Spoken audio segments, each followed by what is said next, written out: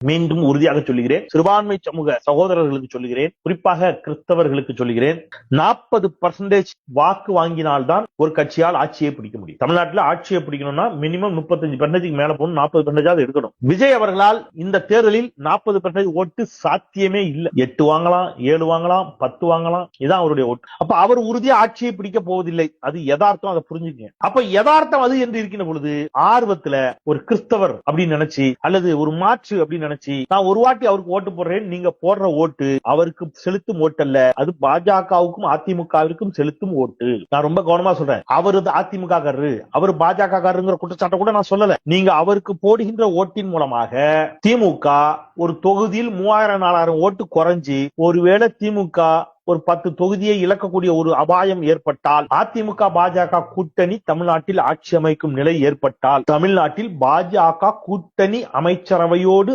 அதிமுக ஆட்சி அமைக்கும் நிலை ஏற்பட்டால், அதன் பிறகு தமிழ்நாட்டை எந்த கடவுளாலும் காப்பாற்ற முடியாது. ஏன்னா பாஜக அவ்வளவு கொடூரமாக தன்னுடைய கரங்களை விரித்துவிடும். பாஜக இன்னைக்கு ஒரே ஒரு வாட்டி ஓட்டு போடுங்கன்னு உட்கார்ந்தார் மோடி 2014. அகற்ற முடியுதா? முடியாது. தமிழ்நாட்டில் கால் வைத்து விட்டால் அவர்களை அப்புறப்படுத்தவே முடியாது. எனவே ஆர்வ கோளாறுல ஏன் ஒரு ஓட்டு தானே விஜய்க்கு போடுறேன் நீங்க போட்டீங்கன்னா, நான் விஜய் நல்லவராக கூட இருக்கட்டும், ஒன்னும் பிரச்சனை இல்லை. ஆனால் இந்த தேர்தலில் அவரால் வெற்றி பெற்று ஆட்சி அமைக்கவே முடியாது என்ற யதார்த்தத்தை புரிந்து கொண்டு யதார்த்த நிலையிலிருந்து வாக்குகளை செலுத்தினால் நீங்கள் புத்திசாலி. இல்லைன்னா எலெக்ஷன் அந்த பொத்தான அமுக்கிற நேரம் குஜராத்தையும் மணிப்பூரையும் உத்தரப்பிரதேசத்தையும் பீகாரையும் ஸ்டேன் சாமியாரின் நிலைமையையும் உயிரோட வச்சு எரிச்சு கொண்டாங்களே ஜீப்ல, ஒரு பாதிரியாருங்க தொண்டு செய்ய வந்தார், உயிரோட வச்சு எரிச்சு கொண்டாங்க. அதெல்லாம் மைண்ட்ல வச்சுக்கிட்டு நீங்க உங்கள் வாக்குகளை செலுத்துவது உங்களுக்கு நல்லது, தமிழ்நாட்டிற்கு நல்லது, இந்தியாவிற்கு நல்லது, நம்ம எல்லாருக்கும் நல்லது.